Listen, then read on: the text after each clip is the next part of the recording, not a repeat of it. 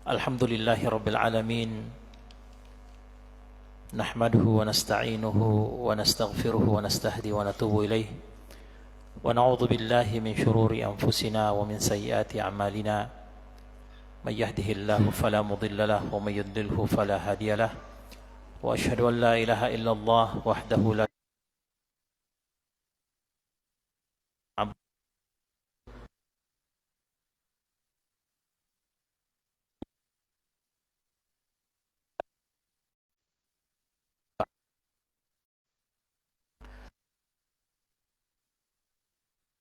para yang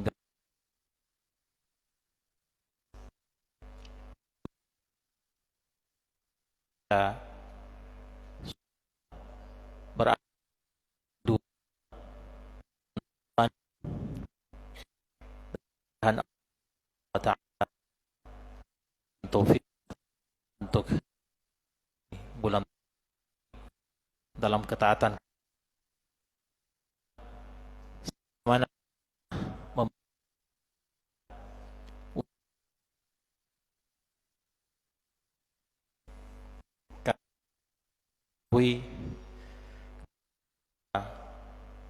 ulama kita, para mereka dengan doa, Allahumma barik lana fi sya'bana wa balighna Ramadan. Ya Allah, panjangkan, berikanlah keberkahan kepada kami di bulan Sya'ban dan panjangkan usia kami untuk mendapati bulan Ramadan. Kata para ulama salaf, doa ini tidak cukup karena banyak di antara kaum muslimin diberikan usia yang panjang hingga mendapati bulan Ramadan, tetapi tidak semua di antara mereka diberikan taufik untuk taat kepada Allah Subhanahu wa taala di bulan Ramadan. Maka kita bersyukur kita telah mendapatkan hidayatul irsyad atau hidayatul al-bayan. Karena hidayah di sisi Allah itu ada dua. Ada hidayatul al-bayan atau hidayatul irsyad, petunjuk Allah kepada kita untuk mendapati nilai-nilai keimanan, petunjuk untuk mendapatkan pengetahuan tentang keimanan yang benar kepada Allah Subhanahu wa taala. Itu hidayatul irsyad. Tetapi tidak semua yang mendapatkan hidayatul irsyad mendapatkan hidayah yang kedua, yaitu hidayatul taufik. Ketika dia sudah beriman, apa yang merupakan konsekuensi keimanannya? Itulah hidayatul taufik. Setelah dia beriman, maka dia mengisi imannya dengan ketaatan kepada Allah Subhanahu wa taala. Sama dengan bulan Ramadan ini jemaah sekalian, doa kita sudah diterima Allah ketika kita berdoa, wa balighna Ramadan. Ya Allah, panjangkan usia kita atau usia kami mendapati bulan Ramadan. Maka doa kita terkait dengan usia ini sudah dikabulkan oleh Allah Subhanahu wa taala. Pertanyaannya, bagaimana dengan kelanjutan dari doa tersebut? Apakah kita diberikan taufik untuk mengisi bulan Ramadan, atau bahkan kita termasuk orang-orang yang tidak menikmati datangnya bulan Ramadan? Karena ada di antara umat manusia yang diberikan kesempatan usia yang panjang mendapati bulan Ramadan, tetapi tidak diberikan taufik oleh Allah Subhanahu wa taala untuk taat di bulan Ramadan. Maka Jibril datang dan berdoa kepada atau di hadapan Rasul. Kemudian naik, ketika Nabi sementara naik di mimbar, beliau mengucapkan amin, amin, amin 3 kali. Salah satu di antaranya yaitu Jibril mengatakan, sungguh celaka atau celakalah orang-orang yang mendapati bulan Ramadan, dan ketika Ramadan itu pergi, dia tidak termasuk menjadi bagian orang-orang yang diampuni dosanya oleh Allah Subhanahu wa taala. Maka Nabi mengatakan amin, ya Allah, terimalah doa tersebut. Pada malam hari yang mulia ini, para jamaah sekalian, kita sebagaimana yang disepakati oleh para asatidzah kita bahwa Ramadan 1444 Hijriah ini kita akan mentadabburi salah satu di antara surat-surat dalam Al-Quran, yaitu surat Al-Anbiya. Surat Al-Anbiya itu surat yang berada di juz ke 17 kalau saya nggak salah. Iya.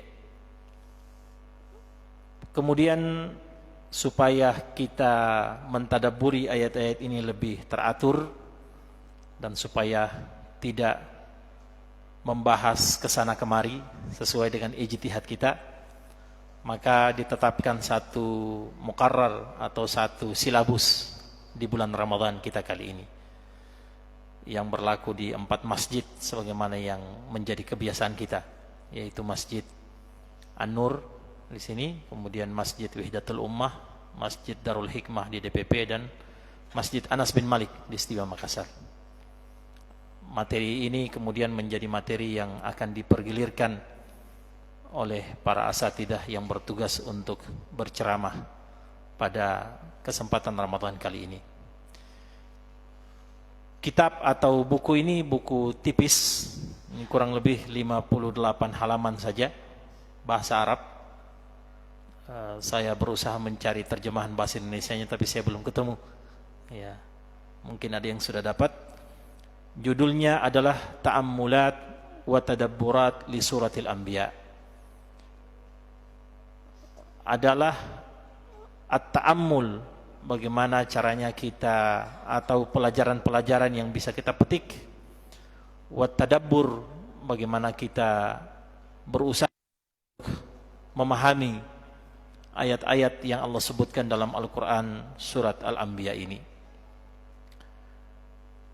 Buku ini bukanlah ditulis oleh para ulama besar, tetapi buku ini yang Masya Allah sangat singkat dengan penjelasan-penjelasan yang padat, ditulis oleh sekelompok wanita-wanita yang duduk dalam halakat tarbawi. Jadi kelompok perempuan-perempuan, mereka menamakan dirinya dengan Darisat Halqah Asy-Syaima, pengajar-pengajar dalam sebuah kelompok-kelompok belajar tentang Al-Quran. Dan ini yang kemudian merupakan salah satu kelebihan buku ini adalah penulisnya semuanya perempuan, ya. Kemudian di bawah bimbingan salah seorang profesor yang juga perempuan, Profesor Nuriyah Al-Ladhid. Ini salah seorang pengajar di universitas di Saudi Arabia, dan juga mereka punya sebuah kelompok untuk tahfidul Quran dan tadabburil Quran. Jadi kelompok ini bukan cuman menghafal Al-Quran saja, tetapi selain mereka menghafal Al-Quran, mereka berusaha untuk mentadabburi Al-Quran itu dari segala sisinya. Nah, mereka kemudian membuat buku atau membuat catatan-catatan ini yang mengumpulkan pandangan-pandangan para ulama yang dahulu maupun para ulama kontemporer terkait dengan bagaimana memahami ayat-ayat Al-Quran. Dan kebetulan surat yang mereka pilih adalah surat Al-Anbiya. Inilah yang kemudian akan kita berupaya untuk menyelesaikannya dalam bulan Ramadan ini, sebagaimana kebiasaan-kebiasaan kita pada Ramadan-Ramadan yang sebelumnya. Para jamaah sekalian, mereka kemudian memulai kitab ini dengan menulis lafaz Allah Subhanahu wa taala dan kemudian menuliskan dan melanjutkan dengan khutbatul hajah. Sebagai bentuk dari amanah ilmiah, maka saya merasa penting untuk membaca mukaddimah daripada buku ini. Kata para penulis ini, Bismillahirrahmanirrahim. Alhamdulillahirabbil alamin wassalatu wassalamu ala asyrafil anbiya'i wal mursalin nabiyina Muhammadin wa ala alihi wa ashabihi ajma'in. Ini yang kita kenal dengan khutbatul hajah. Nah, jadi khutbatul hajah itu adalah kebiasaan Rasulullah sallallahu alaihi wasallam dalam memulai segala bentuk ceramahnya atau khutbahnya.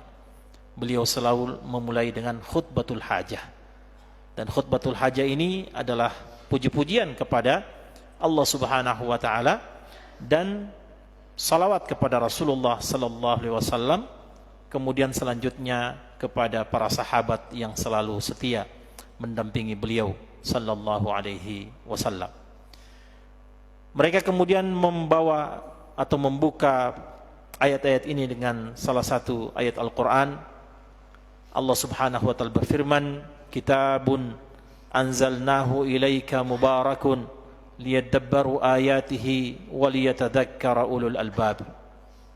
Kata mereka, Allah Subhanahu wa taala berfirman, kitabun, kitab ini Al-Qur'an, anzalnahu ilaika,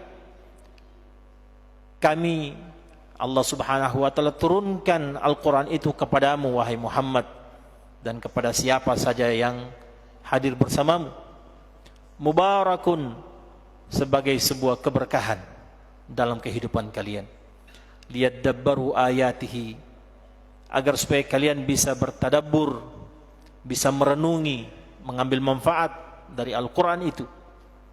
Jadi tidak sekadar membacanya, tetapi juga mentadabburinya. Karena ternyata tadabbur ini, hadirin sekalian, bukan merupakan ijtihad para ulama, tetapi dia merupakan perintah Allah Subhanahu wa taala.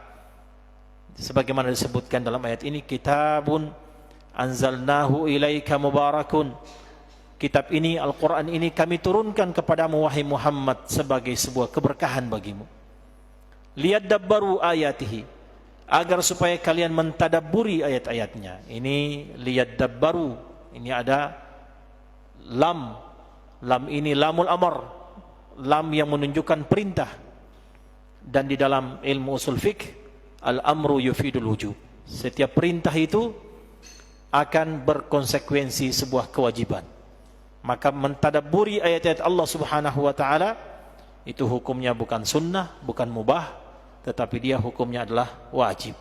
Karena Allah berfirman liyadabbaru, menggunakan kata perintah.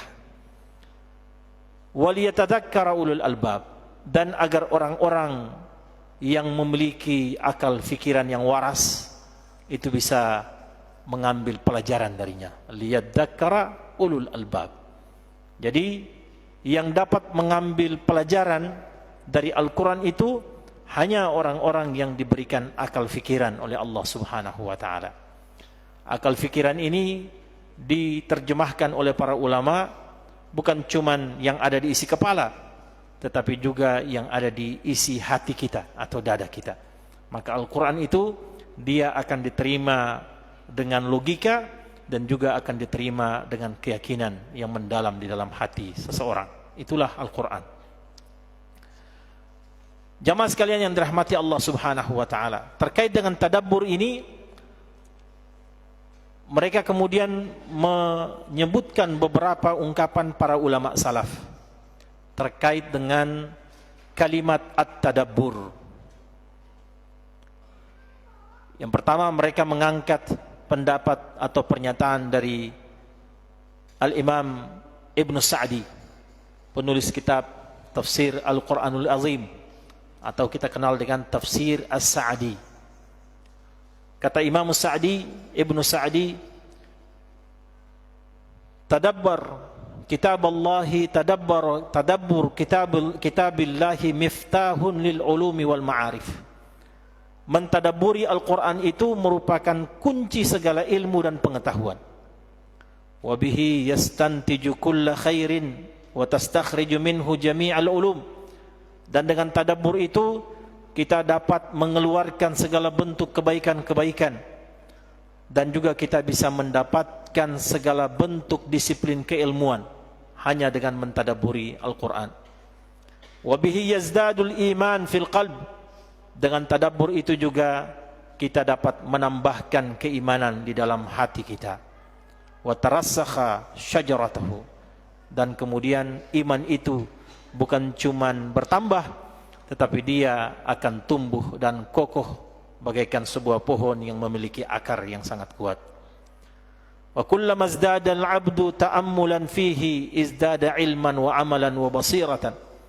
Kata Imam Sa'di, Dan setiap kali seorang hamba itu bertambah pengetahuannya tentang Al-Quran, maka itu menandakan pertambahan keilmuannya, pertambahan amalannya, dan pertambahan basirah. Basirah itu adalah sesuatu yang jauh lebih luas dari sekadar ilmu dan amal. Inilah yang orang mungkin mengatakan hikmah. Ada orang berilmu, tetapi terkadang ilmu itu hanya untuk dirinya saja, dan dia tidak bisa mengetahui apa yang ada di balik ilmu itu. Ada orang beramal, tetapi hanya sekadar amalan-amalan saja.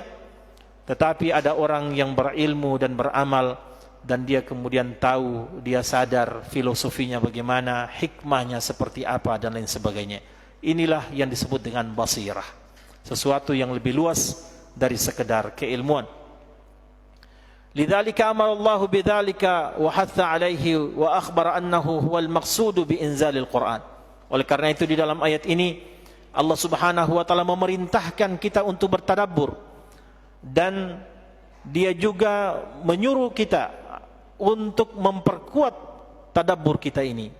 Dan Allah juga memberikan berita bahwasanya sebenarnya tadabbur itu, mentadabburi Al-Quran, adalah tujuan utama Al-Quran itu diturunkan.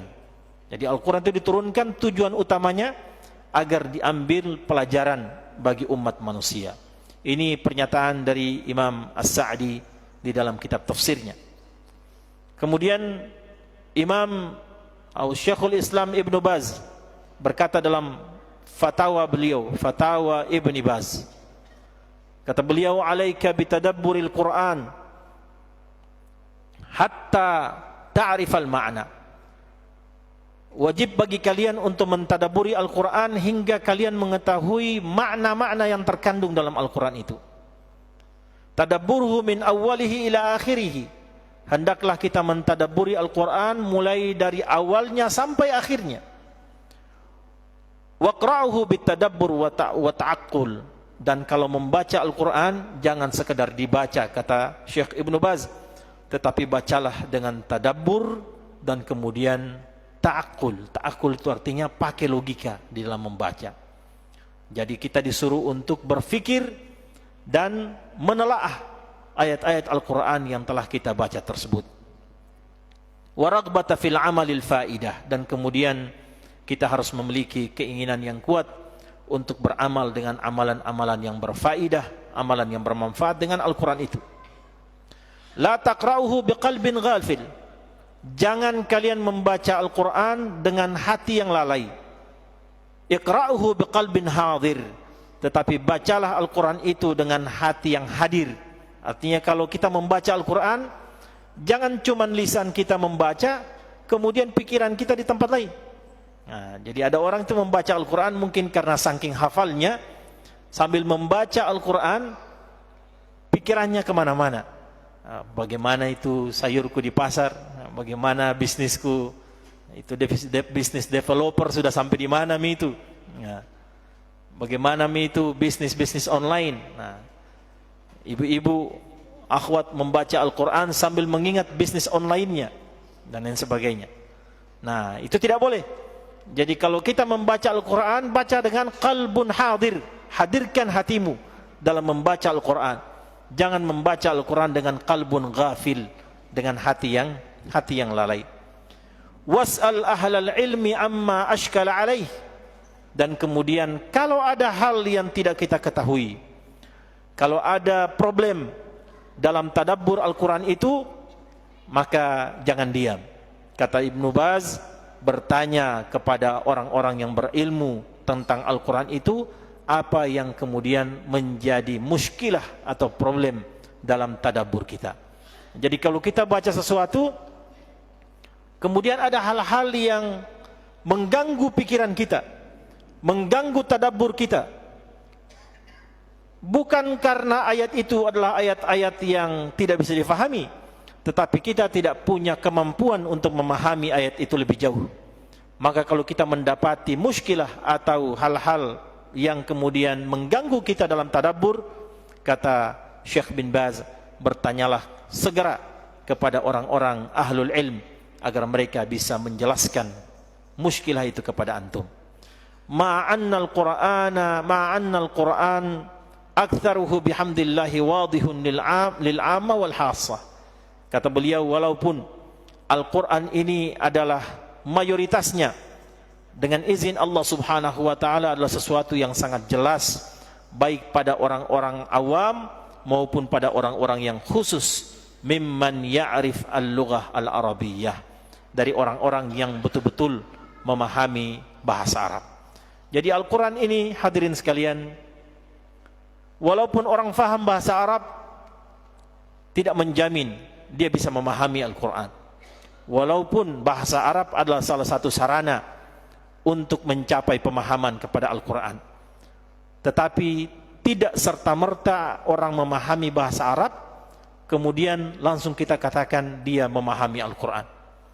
Ada orang-orang yang memahami Al-Quran dalam perspektif linguistik bahasa Arab, dan itu menyebabkan dia sungguh jauh dari pemahaman Al-Quran yang benar. Kalau saya bisa sebut nama tokoh-tokoh liberal saat ini, salah satu diantaranya seperti Nasir Hamid Abu Zaid. Nah, ini salah satu yang diulamakan oleh banyak orang Indonesia.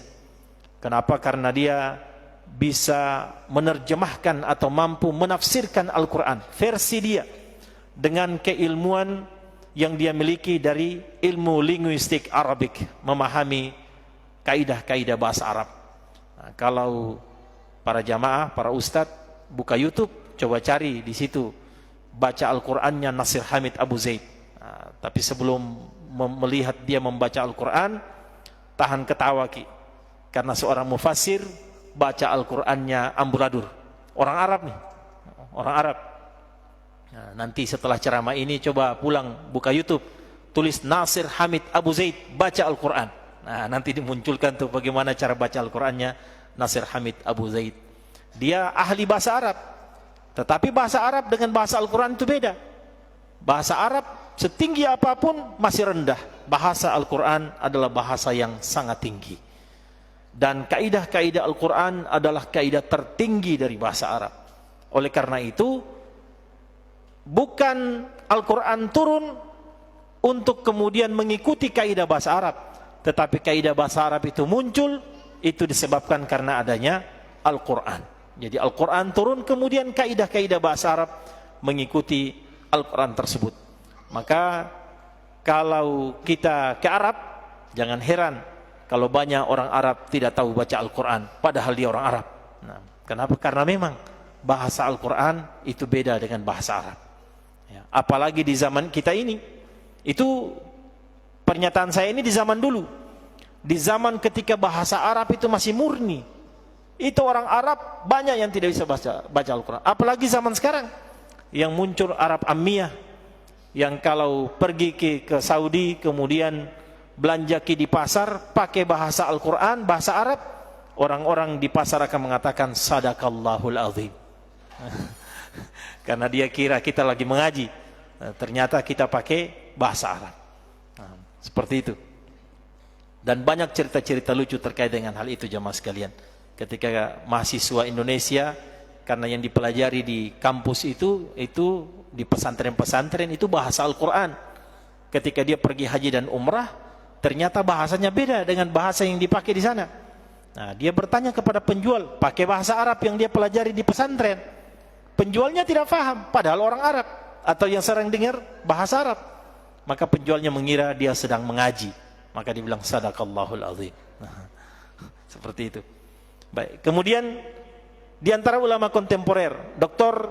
Nasir Al-Umar. Nah, ini salah seorang pakar tadabbur Al-Quran di abad ini. Beliau ini Dr. Nasir Al-Umar, profesor sekarang, itu sudah beberapa kali datang ke Indonesia, bahkan ke Makassar, sudah beberapa kali. Kata beliau, ta'ammal, coba kita perhatikan. Jabalun azim, gunung yang kokoh tinggi, syahiqun law nazala alaihi al-Quran la khasya.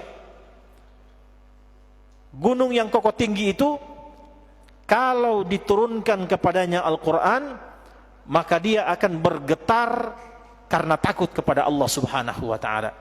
Ini disebutkan dalam Al-Quran. Bagaimana lagi itu ayatnya? Lau anzalna hadzal Qur'ana ala jabalin la ra'aitahu khashi'an mutasaddian min khasyatillah. Sekiranya Al-Quran itu diturunkan di atas sebuah gunung, la ra'aitahu khasyian, maka engkau akan melihat gunung itu takut kepada Allah Subhanahu wa taala. Mutasaddian min khasyatillah, dia akan bergetar karena takut kepada Allah Subhanahu wa taala. Nah, kata Dr. Nasir Al-Umar, perhatikan, gunung yang kokoh itu kalau diturunkan kepadanya Al-Quran, maka dia akan bergetar karena takutnya kepada Allah Subhanahu wa taala. Bal tusyaqqik wa tasda, bahkan dia akan pecah dan kemudian akan mengeluarkan isi perutnya.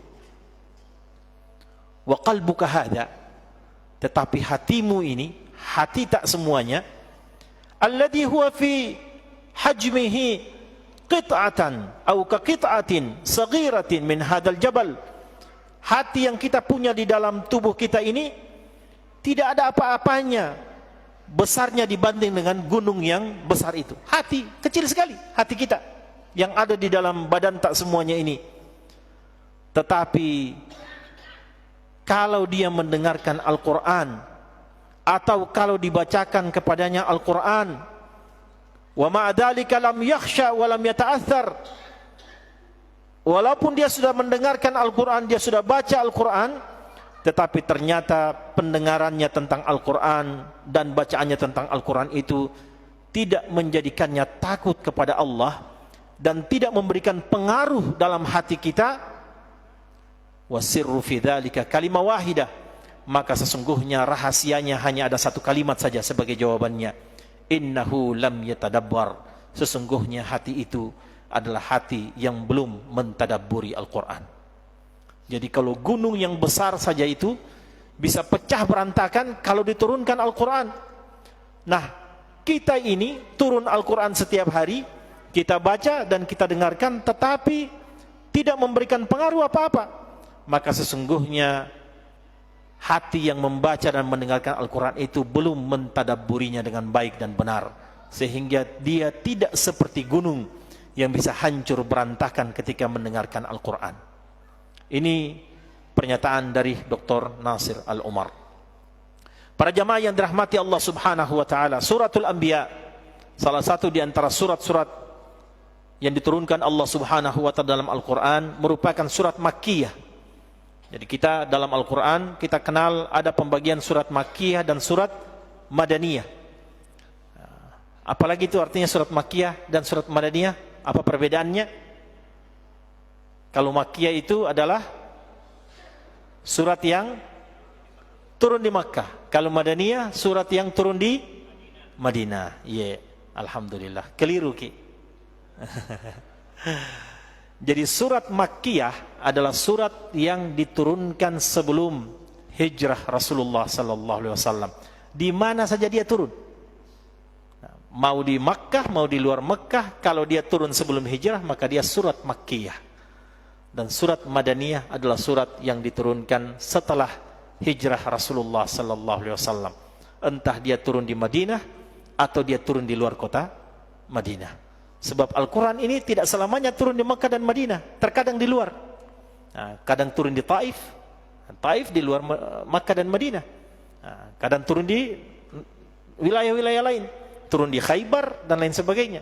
Maka surat Makkiyah dan Madaniyah itu penetapannya berdasarkan hijrah Rasulullah sallallahu alaihi wasallam. Di antara tanda-tanda yang lain, surat Makkiyah biasanya dimulai dengan ya ayyuhalladzina amanu.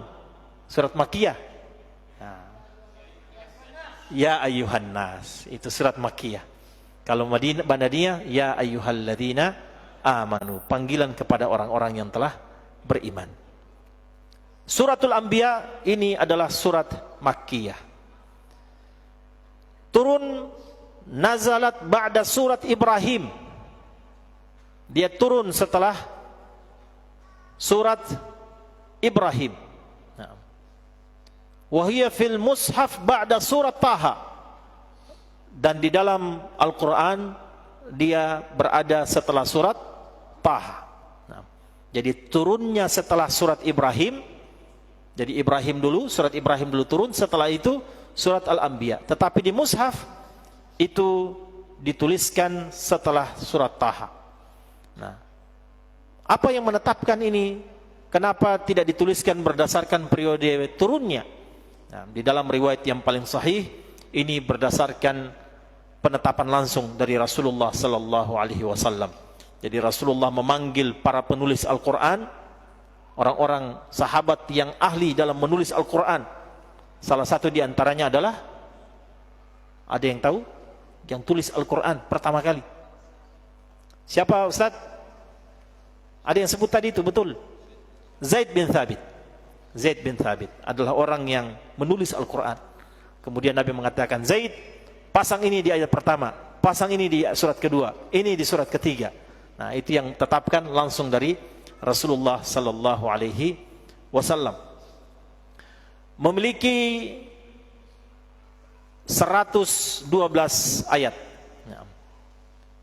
Kemudian surat ini disebutkan surat Al-Anbiya karena di dalamnya terdapat kisah-kisah tentang para nabi dan bagaimana para nabi ini mereka memberikan peringatan kepada umat manusia. Jadi kalau kita bisa mengucapkan atau menyebutkan identitas dari surat Al-Anbiya ini adalah 112 ayat, kemudian jumlah kata-kata yang ada di dalam surat Al-Anbiya itu ada 1174 kata. Dari 1174 kata ini ada 4925 huruf, dan kemudian tempat turunnya adalah di kota Mekah Al-Mukarramah. Jadi dia Makkiyah dan turun di kota Mekah. Kenapa dikatakan namanya Al-Anbiya? Surat ini disebutkan dengan surat Al-Anbiya karena sebagaimana yang sudah kita sebutkan tadi, Allah Subhanahu wa taala menyebutkan banyak sekali kisah-kisah para nabi di dalam surat ini, dan kemudian terkadang kisah itu disebutkan dengan cerita yang panjang dan terkadang disebutkan dengan cerita yang pendek yang insya Allah akan didengarkan dalam hari-hari atau malam-malam di bulan Ramadan ini. Di dalam kitab ini atau di dalam surat ini juga disebutkan tentang bagaimana pengorbanan para nabi di jalan Allah Subhanahu wa taala dan bagaimana metode-metode dakwah mereka untuk memberikan kebahagiaan kepada seluruh umat manusia di setiap zaman para nabi itu. Apa yang merupakan munasabah dari surat Al-Anbiya dan surat Taha? Jadi surat Taha kemudian surat Al-Anbiya. Apa hubungannya antara kedua surat ini?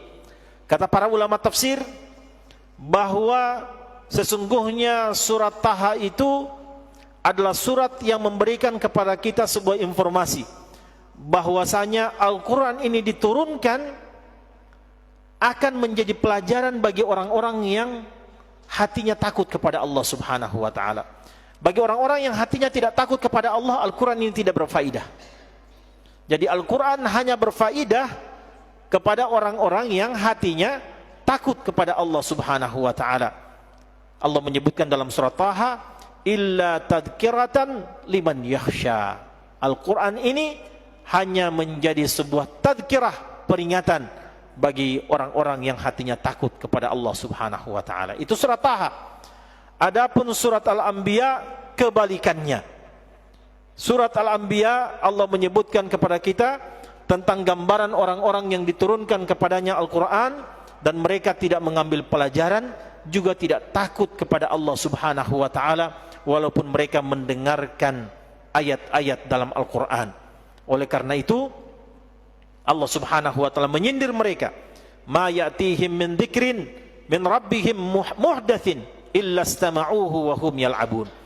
Orang-orang itu, orang-orang yang mendengarkan Al-Quran tetapi tidak mengambil pelajaran dan hatinya tidak takut kepada Allah, kata Allah Subhanahu wa taala, saya tidak datangkan kepada mereka dari Al-Quran ini ayat-ayat yang baru, atau tidaklah ada ayat yang baru yang datang kepadanya kecuali mereka hanya mendengarkan saja dan kemudian mereka bermain-main dengannya. Dalam surat Al-Anbiya. Jadi kalau surat Taha menyebutkan tentang fungsi diturunkan Al-Quran adalah memberikan peringatan kepada orang-orang yang takut, pada surat Al-Anbiya kebalikannya.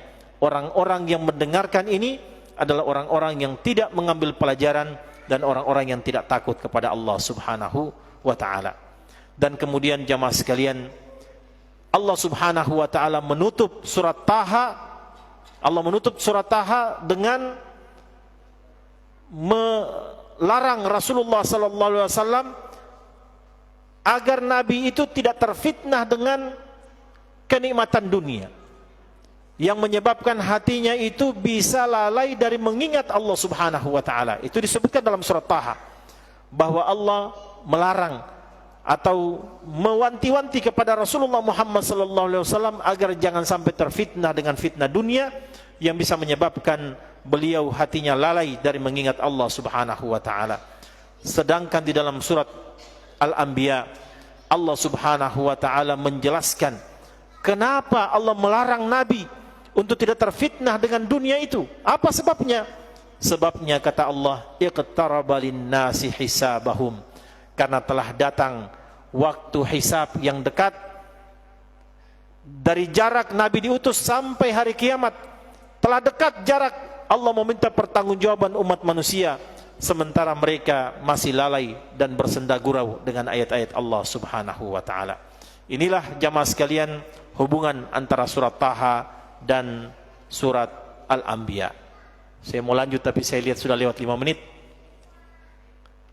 Jadi mukaddimah saya selesaikan. Ustadz berikutnya besok malam silahkan masuk pada tafsir ayat yang pertama, insyaallah, karena sudah lewat 5 menit. Saya kira demikian. Mudah-mudahan apa yang kami sampaikan bisa memberikan manfaat. Lebih dan kurangnya bisa dimaafkan. Apabila ada yang benar maka dari Allah Subhanahu wa taala, apabila ada yang keliru maka dari kejahilan diri kami pribadi. Kita tutup dengan kafaratul majlis. Subhanakallahumma bihamdik, asyhadu an la ilaha illa anta wa astaghfiruka wa atubu ilaika, wa akhiru da'wana anil hamdulillahi rabbil alamin.